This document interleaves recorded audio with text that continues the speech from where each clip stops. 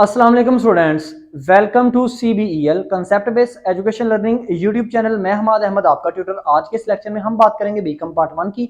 और स्टूडेंट्स इसका सब्जेक्ट है बिजनेस स्टैटिस्टिक्स एंड मैथमेटिक्स। आप स्टूडेंट्स बहुत ज्यादा कह रहे थे कि सर स्टैट की भी प्रिपरेशन करवाओ। मैंने करवानी थी, लेकिन थोड़ा सा मैं ना ये वेट कर रहा था कि अपनी पेपर प्रिपरेशन स्कीम को इस तरह आप स्टूडेंट्स के आगे प्रेजेंट करूं ताकि आप स्टूडेंट्स अच्छे से अच्छे उसको प्रिपेयर कर पाओ। और स्टूडेंट्स अगर आप लो से लो स्टूडेंट्स भी हो ना, तो आपको पेपर चीजों की समझ में आए, आपको जल्दी जल्दी से आप अडोप्ट कर पाओ, चीजों को पिक कर पाओ। सो स्टूडेंट्स, मैं आपके सामने पेपर प्रिपरेशन स्कीम लेके आया हूं। आपने इसी स्कीम को फॉलो करना है स्टैट के पेपर के लिए स्पेशली। और इसके अलावा स्टूडेंट्स चैनल को जरूर सब्सक्राइब करना है ताकि स्टूडेंट्स आप कोई भी वीडियो स्किप मत कर पाओ, क्योंकि स्टूडेंट्स इन वीडियो की प्लेलिस्ट नहीं बन रही, क्योंकि इसकी प्लेलिस्ट नहीं बनाई जा सकती, ठीक है ना। तो आपने चैनल को सब्सक्राइब कर लेना ताकि स्टूडेंट्स आपको फ्यूचर में किसी भी चीज की, किसी भी वीडियो की आपको परेशानी ना आए। और इसके अलावा वीडियो को शुरू करने से पहले आप स्टूडेंट से ये रिक्वेस्ट है, चैनल को सब्सक्राइब करें, वीडियोस को लाइक करें और इन वीडियोस को ज्यादा से ज्यादा अपने फ्रेंड्स में शेयर करें ताकि आपके साथ साथ उनका भी बेनिफिट हो और वो भी नेक्स्ट ईयर 2023 के लिए अपनी पेपर की प्रिपरेशन कर पाए। So students, chapter number 1 central tendency, यहां से आप शुरू करोगे। और याद रखिएगा, आज हम जिस टॉपिक के बारे में उसमें बात करेंगे ना, arithmetic mean AM। Okay students, इसकी डेफिनेशन नंबर 1, आपको इसकी डेफिनेशन आनी चाहिए। डेफिनेशन नहीं अब आपने स्किप करनी। वो क्या कर रहा है, आपके मैथ के पेपर को ना इतना वो टफ कर रहा है। अच्छा, उसको पता है कि अगर मैथ का पेपर बच्चों का अच्छा हो गया ना, तो इन्होंने नंबर गेन कर जाना है, क्योंकि ये पेपर ऐसा है जिसमें से मार्क्स नहीं कर सकते। तो जिस भी चीज को मैं समझाऊं उसकी डेफिनेशन आपने मस्ट याद करनी है, ठीक है ना। तो मैं ज्यादा ये भी कोशिश करूंगा आपको डेफिनेशन बता दूं। अगर आप स्टूडेंट्स को फिर भी डेफिनेशन खुद से नहीं पता चलती, तो स्टूडेंट्स आपने कमेंट सेक्शन में मुझे बता देना कि सर डेफिनेशन भी साथ साथ लिख दिया करें। अच्छा, अरिथमेटिक मीन आपको पता है, एक होता है, मैं जल्दी से अब बताऊंगा क्योंकि आपको पहले भी चीजें आती हैं। एक होता है ग्रुप डाटा, जल्दी से मैं बताने लगा हूं। एक होता है अनग्रुप डाटा। मैं आपका ना टाइम वेस्ट नहीं करना चाह रहा, जल्दी से लिखूंगा, आपने बस ना राइटिंग को फॉलो नहीं करना, आपने जल्दी जल्दी से अडोप्ट करते जाना। अच्छा, अगर आपका डाटा ना ग्रुप डाटा ऐसे पेयर बन के लिखा हो, ग्रुप डाटा की दो पहचान होती है। पहले तो आपने ना, जब भी ना सेंट्रल टेंडेंसी का चैप्टर आ जाए, इसमें से क्वेश्चन आ जाए ना, तो आपने पेपर में ना हमेशा ये याद रखना है, अपने डाटे को समझना है, डाटे को पहले देखना है ये ग्रुप है कि अनग्रुप है। ओके, बात को अंडरस्टैंड कीजिएगा। ग्रुप डाटा की पहचान क्या होगी, अगर आपका डाटा इस तरह लिखा होगा 1 से 5, 5 से 10, 10 से 15, 15 से 20, इस तरह भी लिखा आ सकता है। या 1 से 5, 6 से 10, 11 से 15, 16 से 20, ऐसे भी लिखा आ सकता है। और अगर आपको ये नहीं ना पहचान आती, जिस डाटे के अंदर आगे फ्रीक्वेंसी भी इसके साथ आएगी, 4, 6, 9, 8, 2, कोई भी आ सकती, ऐसे फ्रीक्वेंसी भी आगे लिखी आएगी, ये आपका क्या कहलाता है, ग्रुप डाटा कहलाता है। अनग्रुप डाटा बिल्कुल सीधा सा होता है, ऐसे ना क्लास लिखा आता है ऊपर, क्लास या नंबर ऑफ स्टूडेंट लिखा होगा या नंबर ऑफ वर्कर्स लिखा होगा, 2, 4, 5, 1, 5, 0, 10, ऐसे ना, इसको कहते हैं अनग्रुप डाटा। और आपको स्टूडेंट्स ज्यादातर अनग्रुप डाटा से क्वेश्चन नहीं आता, ठीक है ना, ग्रुप डाटा से आता है। तो हम क्या करते हैं, arithmetic mean in group data करते हैं। अब आपने क्या करना है, अरिथमेटिक मीन दो किस्म का होता है। कौन सा, arithmetic mean by direct method और arithmetic mean by indirect method. ले स्टूडेंट्स, ये दो चीजों को आपने अंडरस्टैंड करना है। ये मैंने सेकंड आपसे पोर्शन शेयर कर रहा हूं, ठीक है ना। अरिथमेटिक मीन, अगर वो कहते हैं arithmetic mean by direct method solve करो, और आपको पता है आपको डाटा ये दिया हुआ है, ग्रुप डाटा आपको दिया हुआ है, तो स्टूडेंट्स बाय डायरेक्ट मेथड उसने आगे लिख दिया। अगर फर्ज करो स्टूडेंट्स वो आगे बाय डायरेक्ट मेथड नहीं भी ना लिखता, वो सिंपल आपको कहता है फाइंड अरिथमेटिक मीन, तो आपने यही मतलब समझना कि वो क्या कह रहा है, आपको बाय डायरेक्ट मेथड ही कह रहा है। तो डायरेक्ट मेथड में अरिथमेटिक मीन का क्या फार्मूला होता है, पहले फार्मूला को डिस्कस करते हैं। तो देखिएगा, अरिथमेटिक मीन का जो सिंबल होता है ना, ऐसे एक्स, बड़ा एक्स और उसके ऊपर ऐसे बार, ये होता है सिंबल। अब इसका फार्मूला क्या होगा, x bar is equal to summation f x over summation f, ये होता है इसका फार्मूला। ओके स्टूडेंट्स, अब अगर आप ना फार्मूले को अच्छी तरह अंडरस्टैंड करो ना, तो मुझे ये बताओ, बटे के ऊपर आपको क्या नजर आ रहा है, बटे के नीचे क्या नजर आ रहा है। बटे के नीचे आपको समीशन एफ नजर आ रहा है। समीशन का मतलब होता है जमा करना, वैल्यूज को जमा करना। तो यहाँ पे हम किस वैल्यू को जमा करेंगे, एफ की वैल्यूज को। तो इसका मतलब अगर आपको डाटे में एफ की वैल्यूज होंगी, तो आपने सबसे पहले क्या करना है, एफ की वैल्यूज को जमा कर लेना है और नीचे लिख देना है, जमा करके नीचे लिख देना है। अब देखिएगा, मैं इसी डाटे को लेता हूं, तो मिसाल के तौर पर मेरे पास एफ की वैल्यू का जो समीशन आया ना, मैं मिसाल ले रहा हूं आपके सामने, ठीक है ना, वो मेरे पास आया 10, तो मैंने इसके नीचे लिख दिया कि समीशन एफ मेरे पास कितना है, समीशन एफ मेरे पास 10 है। Okay students, I hope so आप अंडरस्टैंड कर रहे हैं। अब बटे के ऊपर अगर आप देखो ना तो आपको दो चीजें मिल रही हैं, एफ मिल रहा है, एक्स मिल रहा है, समीशन भी मिल रहा है, तीन चीजें मिल रही हैं। समीशन का तो मतलब जमा करना ही है ना, तो हमने जमा किसको करना है, एफ और एक्स को। तो एफ और एक्स आपस में क्या कर रहे हैं, मल्टीप्लाई हो रहे हैं, प्रोडक्ट हो रहे हैं। अब इन दोनों के दरमियान में प्लस का साइन भी नहीं है, माइनस का साइन भी नहीं है, तो जिस दो वैल्यूज के दरमियान प्लस और माइनस का साइन नहीं होता वो आपस में क्या हो रही होती है, मल्टीप्लाई हो रही होती है। तो सबसे पहले इसका मतलब है एफ और एक्स को मल्टीप्लाई करना पड़ेगा। अब एक्स हमारे पास है 1 से 5, 5 से 10, 10 से 15, 15 से 20। एफ के साथ कैसे मल्टीप्लाई करें, इस तरह तो नहीं ना कर सकते। एफ की पहली वैल्यू है 2, तो 2 को पहले 1 से मल्टीप्लाई करें, फिर 2 को 5 से मल्टीप्लाई करें, नहीं। तो इसका मतलब है हमें जो एक्स निकालना पड़ेगा ना, हमें अनग्रुप डाटे का एक्स चाहिए, मतलब हमें एक्स चाहिए पेयर्स में नहीं चाहिए, हमें सीधा एक एक्स चाहिए। तो हम कैसे निकालेंगे एक्स, कैसे निकालेंगे, यहां से ध्यान से आपने समझना है। एक्स हम निकालेंगे दोनों वैल्यूज को जमा करके दो दो के ऊपर डिवाइड करते जाएंगे, मतलब 1 और 5 को प्लस करें, 6 आता है, 6 को 2 पे डिवाइड करें तो आपके पास क्या आ जाता है, 6 3 2 6 3 आ जाएगा। इसी तरह आपने सेकंड 5 और 10 को मल्टीप्लाई प्लस किया, 15 को 2 से डिवाइड किया तो 7.5 आ गया आपके पास। तो इसी तरह आपने जितनी भी वैल्यूज हैं ऐसे आपने नीचे लिखती जानी है, ठीक है। अब देखिएगा साथ में क्या लिखा हुआ है, समीशन। अब समीशन को नहीं आपने देखना, अभी तो आपने एक्स निकालना है, अभी तो आपने एफ एक्स निकालना है। तो यहां पे बच्चे क्या करते हैं, वो ना एक्स की वैल्यूज को जमा करना शुरू कर देते हैं, एक्स की वैल्यूज को निकाल के ना दोनों वैल्यूज को प्लस करके दो के ऊपर डिवाइड करके एक्स की वैल्यूज निकाल के तो दो के ऊपर उसको जमा करना शुरू हो जाते हैं। नहीं स्टूडेंट्स, फार्मूले को आपने बार बार देखना है। फार्मूले में अब एक्स के साथ क्या मल्टीप्लाई हो रहा है, एफ मल्टीप्लाई हो रहा है, तो एफ से पहले इन दोनों को मल्टीप्लाई करेंगे, यानी कि ये जो एफ की आपके पास वैल्यूज है ना, एक्स की पहली वाली वैल्यूज को पहली से दूसरी को दूसरी से तीसरी को तीसरी से चौथी को चौथी, ऐसे पांचवी को पांचवी से जितनी भी आपके पास वैल्यूज हो। तो यहाँ पे आप ना एक बॉक्स बनाएंगे, यहाँ पे लिखोगे आप एफ एक्स।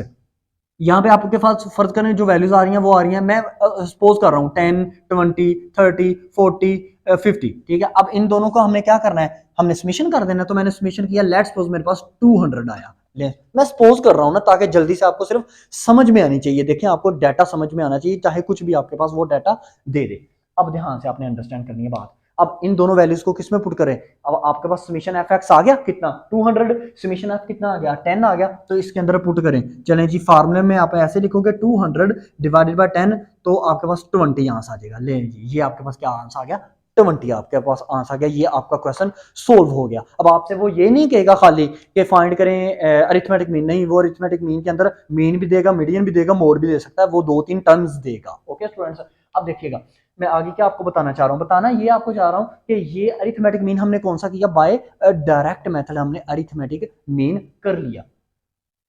अब स्टूडेंट्स आपको इसको कहते हैं जो यहाँ पे अगर आप देखो ना 1 से 5, 5 से 10, मतलब ये जो 5, 10, 15 ये आपस में क्या हो रहे हैं, मैच हो रहे हैं, ठीक है ना। ये चीजें आपस में मैच हो रही हैं। अगर स्टूडेंट्स आपको इस तरह डाटा हो 1 से 5, 6 से 10, 15, 6 से 10, 11 से 15, 16 से 20, तो फिर भी आपने कैसे करना है, बिल्कुल ऐसे ही करना है आपने। इन चीजें, ये अगर चीजें आपसे ऐसे मैच हो रही हैं तो वेल एंड गुड, नहीं मैच हो रही हैं ऐसे, यानी कि 5 और 5 मैच नहीं हो रहा, 10 और 10 मैच नहीं हो रहा, आपके पास ये स्टूडेंट्स 15 और 15 मैच नहीं हो रहा, तो आपने इस चीज को अंडरस्टैंड नहीं करना, आपने सिंपल सा क्या करना है, यही रूल अडोप्ट करना है। अब हम क्या करते हैं, अब हम करते हैं arithmetic mean by indirect method. कैसे सोल्व करेंगे ये आपसे मैं शेयर करता हूँ। अब हम करेंगे arithmetic mean by indirect method. अब ये ध्यान से आपने सुनना है, इनडायरेक्ट मेथड क्या होता है। देखें, इनडायरेक्ट मेथड जब भी आपसे वो कहेगा ना स्टूडेंट्स, मेंशन करेगा। अरिथमेटिक मीन खाली लिखा हो ना तो वो आपने यही समझना है कि बाय डायरेक्ट मेथड ही है। ओके, अगर लिख भी दे तो फिर भी वही है। इनडायरेक्ट मेथड में फर्स्ट सबसे पहले ये देख लेते हैं इसका फार्मूला क्या होता है। अच्छा, इनडायरेक्ट मेथड में ना आपको कुछ मेथड्स आ जाते हैं, आपको कोडिंग मेथड आ जाता है, आपको इसके अलावा 2-3 और मेथड है, वो भी मैं आपसे शेयर साथ साथ करता जाता हूँ कि वो कौन कौन सा मेथड है। शॉर्टकट मेथड आपके पास आ जाता है।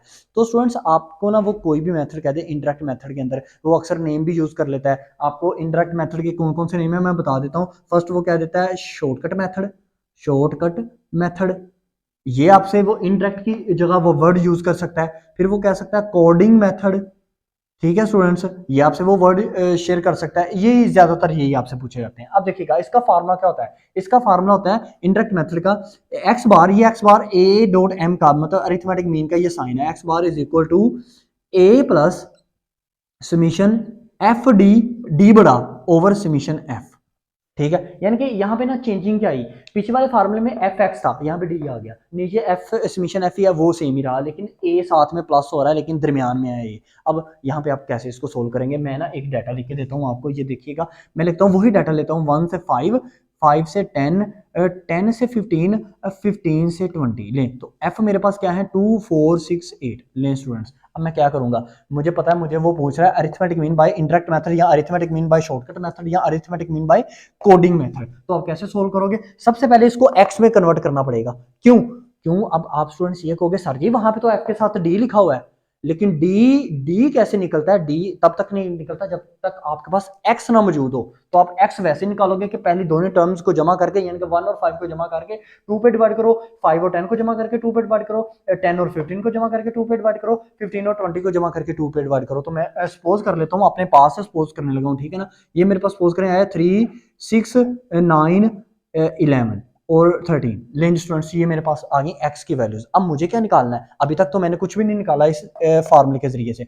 सबसे पहले तो मुझे निकालना है समीशन एफ, तो समीशन एफ तो मेरे पास ये है 2 4 6 8 10, तो ये इनका मैं समीशन कर लेता हूँ, मेरे पास ये फर्ज करें आए 30। ओके स्टूडेंट्स, ये मेरे पास क्या आ गए 30। अब मुझे डी निकालना पड़ेगा, तो आपको पता है डी कैसे निकलता है, डी तब तक नहीं निकल सकता, अब याद रखिएगा बात, डी तब तक नहीं निकल सकता जब तक आप ए ना निकाल पाओ। मैंने क्या बोला, डी तब तक नहीं निकल सकता जब तक आप ए ना निकाल पाओ। ए कैसे निकालना है, ए का मतलब होता है अज्यूम्ड वैल्यू, ए का क्या मतलब होता है अज्यूम्ड वैल्यू, कहता है ये एक्स जो आपने निकाले हैं ना 3 6 9 11 और 13, कहता है इनमें से किसी भी वैल्यू को अज्यूम कर लो, फर्ज कर लो। मैंने फर्ज कर लिया, मैंने इन दोनों में से ज्यादातर ये फर्ज किया करो, आप पहली वैल्यू को फर्ज कर लो, जैसे मिसाल के तौर पर पहली वैल्यू क्या है 3, तो मैंने ले लिया अज्यूम क्या ए मेरे पास यहाँ पे आपने साइड पे करके लिख लेना है, ए इज इक्वल टू मेरे पास कितना है जी 3 है, ये मैंने अज्यूम कर लिया। अब मैंने ना डी निकालना है, मेरा क्या एम है डी निकालना, तो मैं यहाँ पे बड़ा सा लिखता हूँ क्या, यहाँ पे आप लिखोगे ऐसे डी के एस बराबर, ये देखिएगा डी बराबर है एक्स माइनस ए। इसका क्या मतलब हुआ, डी कब आएगा, जब एक्स की वैल्यू से ना ये ए की वैल्यू 3 को माइनस करते जाओगे। मैं लिखता हूं आपको फिर समझ में अच्छी से आएगा। एक्स की पहली वैल्यू कितनी है स्टूडेंट्स, एक्स की पहली वैल्यू ये देखिए, ये एक्स की वैल्यू 3 माइनस ए की कितनी वैल्यू मैंने फर्ज किया है 3 माइनस 3 0 आया मेरे पास पहले। एक्स की दूसरी वैल्यू कितनी है 6 माइनस 3 ए की वैल्यू कितनी मैंने फर्ज किया, वो कांस्टेंट है, वो सेम ही है 3, तो कितना आया 6 में से 3 माइनस किया 3, ठीक है। अब 9 minus 3 6, 11 minus 3 9, 13 minus 3 11 minus 3 9, 13 minus 3, ये आपके पास कितना आ जाएगा 10 आ जाएगा। लें स्टूडेंट्स, ये आपके पास क्या आ गया, ये आपके पास आ गया डी आ गया। अब अभी तक आपने डी निकाला है, अब आपने क्या निकालना है, आपने निकालना है एफ डी। अब एफ आपके पास ये है 2 4 6 8 10, अब 2 को मल्टीप्लाई करते जाए 0 से 0 ही आएगा, फिर 4 को मल्टीप्लाई आप किससे करेंगे, 4 को मल्टीप्लाई 3 से करेंगे, यानी कि डी की जो वैल्यूज आई है ना, उन डी की वैल्यूज को एफ से मल्टीप्लाई करते जाओ। तो मैं करके ना अज्यूम कर लेता हूँ ताकि जल्दी से थोड़ा सा काम हो जाएगा। तो अज्यूम मैं ये करता हूँ, मेरे पास ना एफ डी मेरे पास जो आएगा वो आएगा, पहला तो 0 ही आएगा, पहला तो स्टूडेंट मेरे पास 0 आएगा, दूसरा मैं फर्ज कर लेता हूँ 20 30 30 40 50 ये मेरे पास आया। अब मैंने क्या करना है, ये सब वैल्यूज को जमा कर लेना है। मैंने जमा किया ना, जब इन सब वैल्यूज को स्टूडेंट्स मैंने जमा किया, तो मेरे पास जो आंस आया ना, वो मेरे पास आंस लेट्स सपोज मेरे पास आ गया वो आंस 60, ठीक है। अब मैं क्या करूंगा, समीशन एफ डी मेरे पास कितना आया 60, समीशन एफ कितना आया 30, तो मैं फार्मूले के अंदर पुट करूंगा। फार्मूला कैसा लिखूंगा, x bar is equal to a की वैल्यू क्या है 3 जमा 60 डिवाइडेड बाय 30। अब पहले डिवाइड करना है, 30 को 0 0 से कटा, 3 2 6, ये मेरे पास आएगा 3 प्लस 2, अब वो प्लस करूंगा तो मेरे पास 5 आंस आ गया। ले स्टूडेंट्स, ये ऐसे आपका आंस बराबर मतलब आपका इस तरह आंस निकल आया। अब ना एक बात को याद रखिएगा, सम टाइम ऐसा भी होगा, आपने हमेशा जो अज्यूम करनी है ना वैल्यू, एक्स के अंदर पहली वाली वैल्यू अज्यूम कर लेनी है। सम टाइम ऐसा भी होगा, अब एक्स की वैल्यूज को जब ए में से माइनस करोगे ना, तो आपके पास माइनस में भी वैल्यू आ सकती है डी की। तो अपने कैलकुलेटर के ऊपर ना, कैलकुलेटर चलाने का फन है। अब यहाँ पे कैलकुलेटर पे आपने सीधी सी वैल्यूज लिखनी है। मैं सपोज करके आपको बताता हूँ क्या सिनेरियो बन सकता है। आपके पास ना जो डी की वैल्यूज आ सकती है ना, इस तरह भी आ सकती है, ये देखिएगा, पहली आई 0, दूसरी आई 2, फिर आ गई 4, अच्छा फिर आ गई आपके पास -4, फिर आ गई आपके पास -1। अब आप क्या करोगे, कैलकुलेटर से ना अब आपने यहाँ पे इनको समीशन करना है।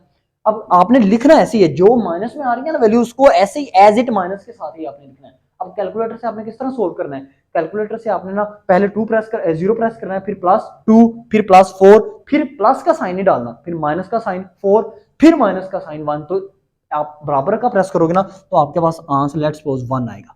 ओके स्टूडेंट्स, इसी आंसर को आपने कहां पे लिख देना है, डी में लिख देना है। और ये आपके पास क्या आ जाएगा स्टूडेंट्स, ये आपके पास माइनस में वैल्यू आ जाएंगी डी की। अब आपको पता है हमने डी को तो जमा नहीं करना होता, हमने किसको जमा करना होता है, एफ डी को। अब यहां पे आप क्या करोगे, इन तमाम वैल्यूज को एफ से मल्टीप्लाई करोगे, मतलब डी की वैल्यूज क्या है 0, 2, 4, -4 और -1। आप क्या करोगे, अब इन वैल्यूज को एफ के साथ मल्टीप्लाई करोगे तो जो माइनस में है वो एफ की वैल्यू को भी माइनस में कन्वर्ट कर देंगी। फिर आपने इसी तरह उनको प्लस करना है, मतलब मैं लिख देता हूं फिर से, मतलब फर्ज करें एफ डी की हमारे पास जो वैल्यूज आई हैं वो आई 0, 10, 20। अब देखिएगा ध्यान से 10, 20, फिर -5 और फिर आई -10। अब आपने कैसे करना है, 0 प्लस करना है कैलकुलेटर से, फिर +10, फिर +20, फिर -5, फिर -10। आप करेंगे सोल्व तो आपके पास फर्ज करें आंस वो आज माइनस में भी आ सकता है, आंस प्लस में भी आ सकता है आंस। तो प्लस में अगर आंस आ गया, फर्ज कर लेते हैं लेट्स सपोज 10 आ गया आंस, तो आप क्या करोगे 10 को एफ डी की जगह पुट करोगे, समीशन डिवाइड करोगे उसको समीशन एफ से, पहले डिवाइड करना है, फिर जो आंसर है उसको ए की वैल्यू में जमा कर लेना है। और फर्ज करो मैं ये कहता हूं कि मेरे पास जो समीशन एफ डी है ना वो -10 आ गया, यहां पे मैं फर्ज कर लेता हूं मेरे पास समीशन एफ डी -10 आ गया, तो आप क्या लिखोगे, आप लिखोगे a plus summation f d over summation f, ये लिखोगे ना। अब ए की वैल्यू कितनी है 3, जमा का साइन डालोगे, आगे अब माइनस का है, -10 है समीशन एफ डी, तो ब्रैकेट ओपन कर लो, -10 ओवर 30। अब ये 30 को -10 से डिवाइड करोगे तो वो माइनस में ही कोई जवाब आएगा, तो आपने क्या करना है 3 जमा ब्रैकेट के अंदर -0.86 कुछ भी आया। अब प्लस माइनस माइनस होता है, देखो अगर आप कैलकुलेटर से करो ना तो 3 को लिखना, जमा का साइन डालना, आगे ब्रैकेट ओपन करना, माइनस का साइन डालना और 0.86 प्रेस कर देना, ब्रैकेट को प्रेस कर देना, आपके पास डायरेक्ट आंसर आ जाएगा। या यहां से अगर आपको नजर आ रहा हो ना ठीक तरह से तो आप प्लस माइनस माइनस हो जाएगा, इसका मतलब है 3 जो है ना इस रकम में से माइनस होगा, मतलब ये आएगा 3 - 0.86। तो 3 में से 0.86 माइनस करोगे वो 2 पॉइंट समथिंग कोई आपको आंसर देगा। ये था स्टूडेंट्स आपका arithmetic mean bye interact method. एक क्वेश्चन मैं आपके सामने लिख देता हूं, आपने इस क्वेश्चन को ना डायरेक्ट मेथड और इनडायरेक्ट मेथड से भी सोल्व करना है। अब आपको कैसे पता चलेगा ये क्वेश्चन हमारा बिल्कुल ठीक है, अगर डायरेक्ट मेथड और इनडायरेक्ट मेथड से दोनों से जवाब एक ही आया तो याद रखिएगा ये क्वेश्चन आपका बिल्कुल ठीक माना जाता है। ठीक है स्टूडेंट्स, अब आपको के सर ये शॉर्टकट मेथड और कोडिंग मेथड क्या है, ये इनडायरेक्ट मेथड का ही नेम है। लेकिन एक बात को अंडरस्टैंड कीजिएगा, शॉर्टकट मेथड में हमेशा यही फार्मूला लगता है, कोडिंग मेथड में ना एक चेंजिंग आती है, क्या वहां पे आ जाता है a plus summation f u over summation f. U का क्या मतलब है, कोई भी मतलब नहीं, जहां पे डी है ना वहां पे आपने सिंपल सा यू पुट कर देना, बाकी सारा काम करने वाला वही है। ठीक है, अब जाते जाते ये भी चीज सुन लीजिएगा, अगर आपकी क्लास बाउंड्री सेम ना हो, जैसे 1 से 5 है, 6 से 10 आ जाए, 11 से 15 आ जाए और 16 से 20 आ जाए, तो आपने इसमें भी इशू नहीं लेना, आपको क्लास बाउंड्री सेम करने की जरूरत नहीं है। अब मैं क्वेश्चन लिखने लगा हूं, क्वेश्चन लिखता हूं, इसको नोट डाउन करना, नोट डाउन करने के बाद आपने कमेंट सेक्शन में बताना कि आपका क्वेश्चन ठीक हुआ कि नहीं, और आपने डायरेक्ट और इनडायरेक्ट मेथड दोनों से इसको सोल्व करना है, आंसर सेम आएगा आपका। क्वेश्चन आपके पास क्या है, मैं यहां पे लिखता हूं क्लास 1 से 10, 10 से 20, 20 से 30, 30 से 40 और 40 से 50, ये आपके पास क्या है क्लास। ठीक है, अब एफ की, एक तो 10, 10 तो 20, 20 तो 30, 30 तो 40, 40 तो 50, 5। अच्छा तो स्टूडेंट्स अब आपके पास एफ क्या है, एफ आपके पास है 6, 8, आपके पास एफ है 6, 8, 10, 2, 4। लेंज स्टूडेंट्स ये आपके पास क्या है एफ है। अब आपने क्या करना है, आपने फाइंड आउट करना है, find arithmetic mean A dot M by direct and indirect method. लें स्टूडेंट्स ये आपके पास क्या है, ये आपके पास क्वेश्चन मैंने दे दिया, दोनों मेथड से इसको सोल्व करना है। इनडायरेक्ट मेथड को शॉर्टकट मेथड भी कहते हैं, कोडिंग मेथड भी कहते हैं। अब मैंने आपको नहीं बताया हुआ शॉर्टकट और कोडिंग क्या है, तो आप फार्मूला कौन सा अप्लाई करोगे, यही a plus summation f d over summation f का ही फार्मूला आप यूज करोगे, और इन दोनों का आंसर आपका सेम आना चाहिए। अदरवाइज आपका अगर आंसर सेम ना आया तो याद रखिएगा आपने किसी ना किसी मेथड के अंदर या डायरेक्ट या इनडायरेक्ट मेथड के अंदर मिस्टेक की हुई है। आई होप सो आपको वीडियो अच्छी लगी होगी। वीडियो अच्छी लगी तो लाइक कीजिएगा, चैनल को सब्सक्राइब करना आपके लिए जरूरी है, क्योंकि इस चैनल के थ्रू बीकॉम पार्ट 2 की फुल फ्लैज पेपर प्रिपरेशन और फुल फ्लैज आपको तैयारी 1 जनवरी 2023 से करवाई जा रही है। अब तक के इतना ही, अपना ख्याल रखें, अपने इस यूट्यूब चैनल का भी। अल्लाह हाफिज़।